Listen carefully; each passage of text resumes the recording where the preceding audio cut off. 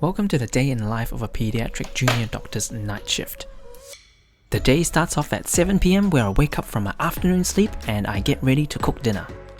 So this is a traditional Hong Kong style, easy to make, homemade steamed egg. The ingredients are incredibly simple, which composes of just 4 eggs. This is measured in a measuring cup so I can add a proportionate amount of water later on.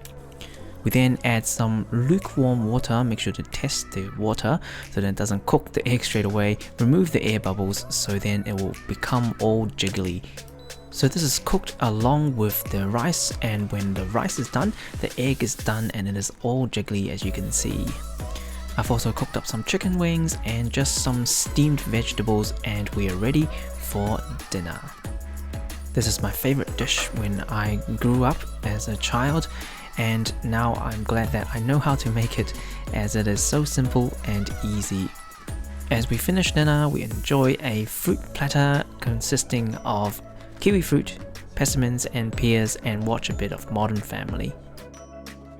It is now 9 PM and it is time for me to get ready and get off to work and grab all my belongings, including my bag. If you have never been to Auckland, one of our most famous things aren't kiwis or kiwi fruit, but it is actually how bad our traffic is. So one thing I'm super grateful for having a night shift is that I will be avoiding all the traffic at night and I can get to work very efficiently without any traffic at all. Me and my wife, we are a huge fan of How to Train Your Dragon, so we have kept a Night Fury and Light Fury of our own. I also brought my pillow and blanket to have a nap right after my night shift ends because the traffic gets really bad when I finish work at 8 o'clock in the morning. I normally find that it is quite dangerous to drive after an exhausting night shift because you're stuck in start-stop traffic and it is almost impossible to keep myself awake. The commute to work from Auckland Central Business District to work in South Auckland is normally only about 20 minutes, but in peak traffic hours when I finish my night shift and when I'm very exhausted at 8 o'clock in the morning, sometimes it can take up to an hour for me to get back, and sitting in start-stop traffic, sometimes I'll be nodding to sleep half the time and I feel that it is very dangerous for other road users, so I bring my blanket and my pillow to have a quick nap so I can have a quick recharge before I come back home refreshed. So after about 20 minutes of commute, I finally arrived to the hospital, and it is great to have a lot of car park because there is not many staff here during the night. So it is now 10 PM. It is quite a decent walk from the car park to the actual pediatric emergency department where I'll be at most of my time during this night. It usually takes a good 10 to 15 minutes walk from the car park, with long corridors after corridors, doors after doors, and finally we'll be arriving in the emergency department of this hospital during this very busy winter month. In a moment you'll see an ice cream cabinet which actually keeps ice blocks for children who are very dehydrated. I wish there is also ice cream for us in the midst of the night. And I also will put down my leftover food from dinner. The first thing I do is to check how busy the department is and how many people are waiting. Tonight it is particularly busy with over 30 children waiting in the waiting room, and I've received a handover from the evening team that I will quickly need to take some bloods from a baby who is only 4 weeks old. So I'll get my equipment ready and I will take bloods from this baby. Just to give you an example, this is the tiny needle that we put into a few weeks old baby to try and take bloods when they're very necessary. These are very tiny, but with the help of that machine that you just saw, it helps me locate the veins, and we successfully took some bloods, including some blood cultures, to look for any bugs that is causing this child to be so sick. Once I completed this job, I go back down to the very busy department and start seeing more patients throughout the night. And I complete my notes for each and every single one of these children, and I receive another phone call to go upstairs and to see another child who was actually having a very fast heart rate, but we couldn't work out what was going on with this child. I even discussed this with my seniors, so we decided to chart some more antivirals to cover for any viral infection for this child.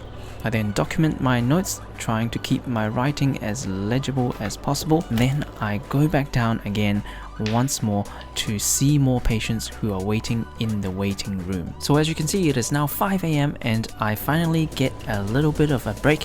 So I head over to the doctor's lounge and I grab something to eat. As you can see, during this long walk to the doctor's lounge, it is quite late at night and there is usually not many people. So we swipe into the doctor's lounge and open up the fridge. There is some juices, fruit and yogurt and some leftover sushi. So I decided to have a toasty. The toaster was broken, so I had to use the microwave. Then heading back to a place that has a little bit more light and vibrance, so it cheers me up a little bit, and I go back and see a few more patients. I also had to discuss over the phone with the radiologist with a few urgent scans that a few sick patients were needing these scans urgently. Then it is my most favorite time of the night, which is 8 o'clock, which we finish, hand over the patients and have a nice free breakfast. It is now a nice morning out there, everyone is heading to work, and then I pull out my phone and try to check how much traffic there is when I need to get home. And now when I check, it is now 40 minutes commute, which is about double of what I normally need to take at the night or when there is no traffic at all. So as I have well prepared for this situation, I'm feeling quite tired and exhausted, so I decided to slowly walk and head through to my car once again and also get my setup ready for a quick nap. So the beauty of this little hatchback is that the back can fold up, the seats can fold down, and it turns into a almost business class flight experience where I can have a great rest and rejuvenate and increase my energy. So my naps usually last somewhere between 1 to 1.5 hours when I feel much more awake and a complete one sleep cycle. So I am now safe again to get up and get ready for the drive.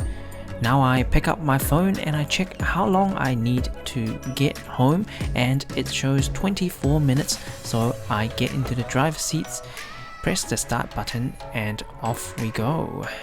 Before we head on home, usually with my commute, I try to put on some audiobooks so I can continue to learn and grow and keep my attention focused on the learning, so I will be even more awake and be safe during this drive home. The audiobook today is Principles by Ray Dalio. I highly recommend it because it makes us rethink and use principles and frameworks to tackle multiple problems in our own lives.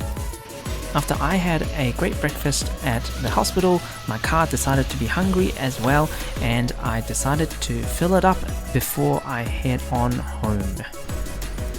One of the principles he talks in the book is that pain plus reflection equals progress. And so I think to myself, why is it such a pain that this car only has a 40-litre fuel tank that I continually have to fill up every couple of days? Without much traffic, I managed to get home in just over 20 minutes, so I head on up to see what my wife was up to and to see whether she wants to grab a quick brunch before I sleep for the day. So when I return home, I find that my wife is working from home and she is quite focused, so I decided to not bother her and set up my bed in the lounge so I can rest quietly and peacefully. So I await dinner time at 7 o'clock and I'm ready for another night shift yet again.